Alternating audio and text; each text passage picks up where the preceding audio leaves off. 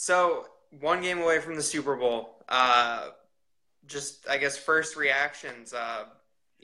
First glance, Sunday evening, what's the number one thing you're looking for? This is going to be a struggle, I think, for both sides to move the ball. The first thing I'm looking for is, does Nick Foles show the same confidence that he did against the Falcons? For the final three quarters, Nick Foles was in a rhythm. He looked savvy. It was obvious that Doug Peterson and Frank Reich and John DeFilippo, the offensive staff had, worked through some of the difficulties with Nick's different skill set from Carson Wentz and sort of ironed out the kinks in the offense as they pertained to Nick. And I was, I was really impressed. Really impressed, not just with Nick, but with the coaching staff for what they were able to do. So what I'm looking for first and foremost in this one is, does Nick have that same bounce in his step and that same willingness to let the ball fly on time and in a hurry and accurately downfield?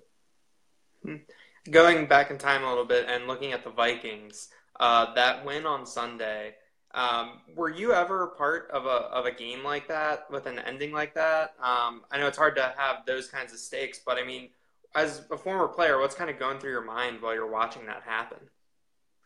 I was never a part of like the last second win. I had a couple last second losses on my resume. My freshman year at Michigan, we lost in that Hail Mary game to Cordell Stewart. As I watched from the sideline, the defense was out there. The following year, we lost to Illinois on homecoming in the same way, the same end zone even. But no, I never had the good fortune of that. Crazy scenario. First of all, that game was insane. The Saints were down 17-0, and the Minnesota Vikings were just dominant.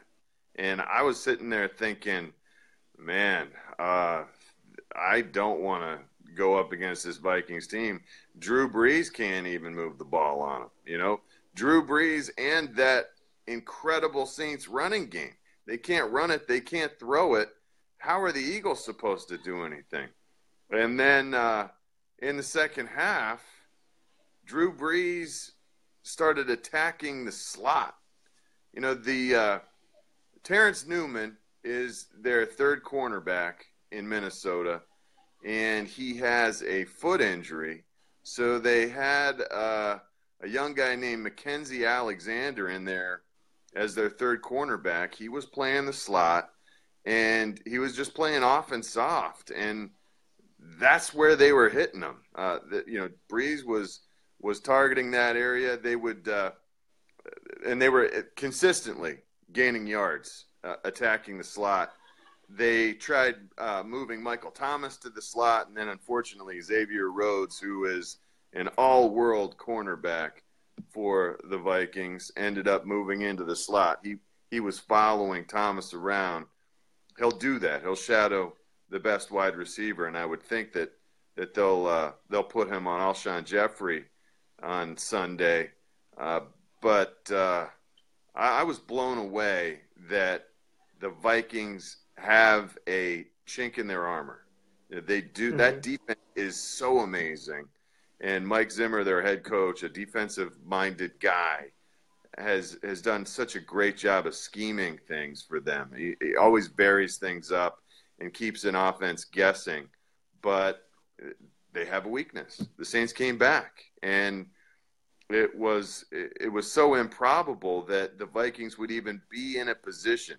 Based on the way that first half looked, it was amazing to me that the Vikings were even in a spot where they had to make that 61-yard miracle play to end the game to win that. And just very entertaining. I feel better having watched the second half that the Eagles will have a chance to move the ball a little bit. But, yeah, really an awesome game. So it looks like, just based on kind of the weakness you noticed, it sounds like we could be in for a Nelson Agholor game. He got involved in some interesting ways on Sunday or on Saturday. Right. The first time they did that little counter inside handoff, great play. Didn't work the second time, but it seems like he's a guy that you can use in a bunch of different ways, and he could play a big role on Sunday. Yeah, well, absolutely. And Nelson, what a bounce back year for him. Most people had completely written Nelson Agholor off, and I was so happy for him the way that this season has gone, because the word is he works harder than anyone. He's got always an upbeat attitude, great guy, has all the physical skills you look for in a great wide receiver, but just couldn't put it all together. He sat out a game last year because his head wasn't right. The drops and the lack of confidence. And this year everything sort of straightened out. And he's been the most consistently open wide receiver on this team. I mean, really, Zach Ertz is the best wide receiver on this team. And I really can't call him a tight end just because of the miserable attempts at blocking that I see on a game-by-game basis. But Nelson Agholor is the best, true, has the WR in front of his name. He's been so great this year, and it's going to what a cherry on top of a great season for Nelson to be the difference in the NFC Championship game. I really think that his ability to get open, especially on their least strong defensive player, is going to be a major factor in whether the Eagles win or lose this one. For the Eagles defense, how do you see them matching up with the Vikings offense? Case Keenum has had a great year. He's got two really good wide receivers and a good tight end. Right. Kyle Rudolph, really a great inline tight end. Adam Thielen is, fifth in the NFL in yards per game, and sort of reads Case Keenum's mind. They are always on the same wavelength. And Stephon Diggs, big play potential, as you saw against the Saints. The weakness of their offense, as you saw in the divisional round, is their right tackle. They've had to reshuffle their offensive line, and they ended up moving Mike Remmers, their right tackle, to left guard, and now their right tackle is a guy named Rashad Hill, and he really got abused against the Saints. And he's the weak link, and basically Brandon Graham, I think, is going to have an absolute field day against him. I think it's a party. Line up whoever you want on the right tackle, and they're going to get upfield. This offensive line for the Vikings is much better than last year when the Eagles beat them here in Philadelphia. They devoted a lot of money to the offensive line in the offseason, and it's helped considerably.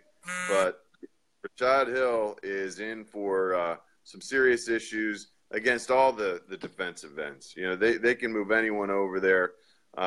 I do think Brandon Graham will have a big game.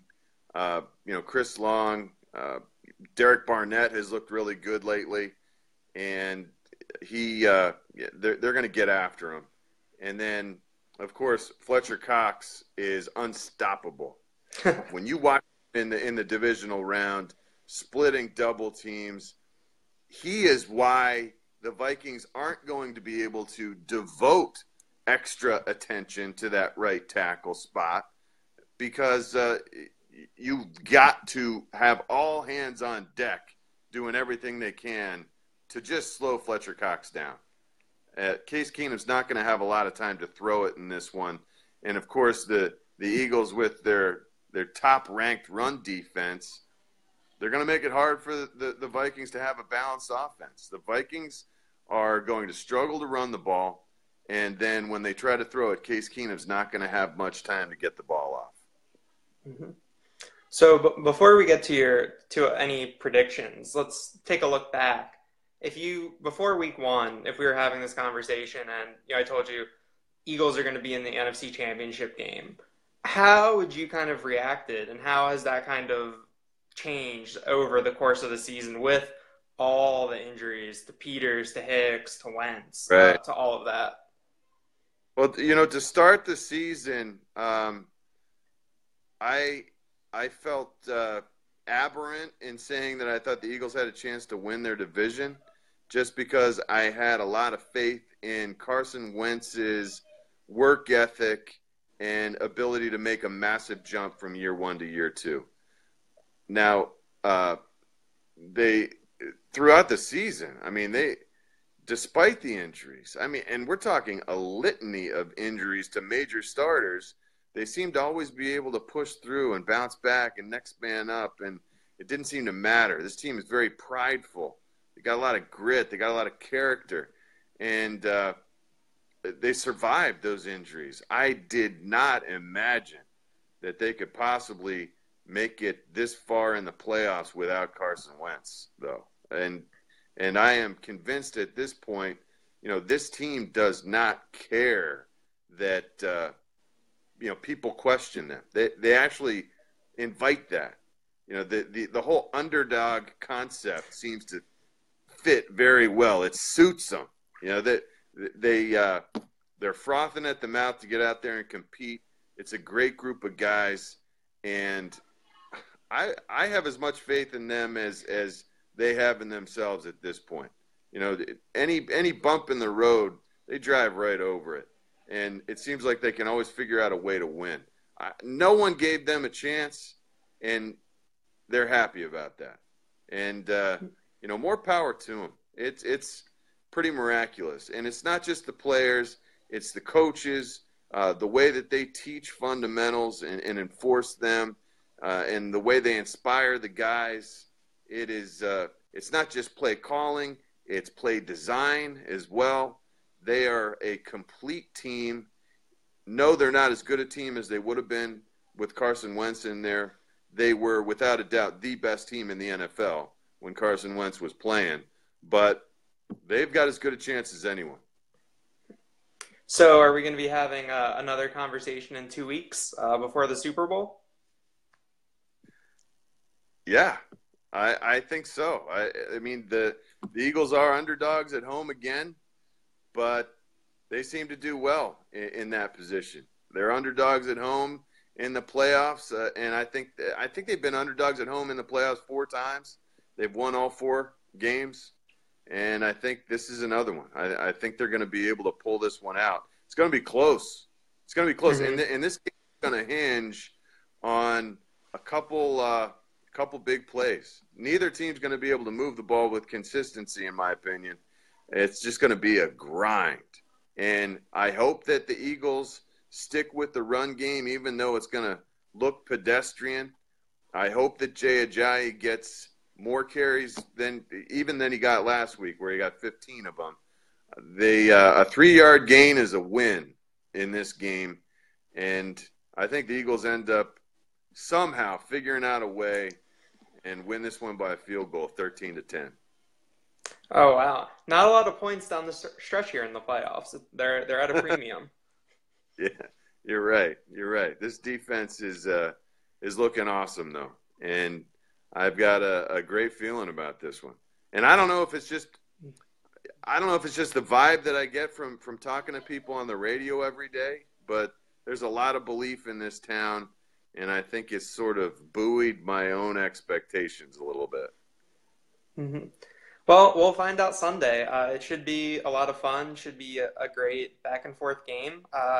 Maybe we'll be talking again in 2 weeks. We'll have to see. Thanks for everyone for watching, and thanks for Jon for joining us. You can listen to him on WIP, read him on PennLive.com, and we'll see what happens on Sunday. All right, Daniel. Thanks, bud. All right, talk to you later. See ya.